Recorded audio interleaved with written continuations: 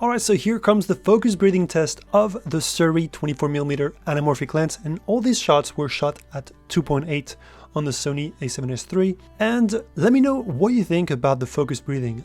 Overall, I'm really happy with how this lens handles focus breathing, and I did notice a few strange things happening with the image. It might just be due to the fact that this is a very wide anamorphic lens.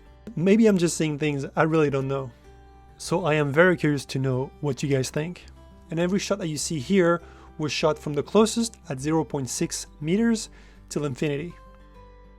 And this next shot is not super smooth, as I was in a very awkward position and I couldn't focus properly, but I still wanted you guys to see the result just to show you different scenarios.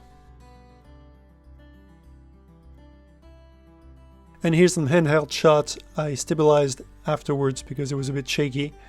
But yeah, that's it. Let me know what you think once again in the comments below, and also don't forget to subscribe to my channel if you enjoyed this video, and hit the like button if you have nothing else to do. And I hope that you had an amazing New Year's Eve with you and your family or your friends, and I'll see you in the next one. Thanks for watching.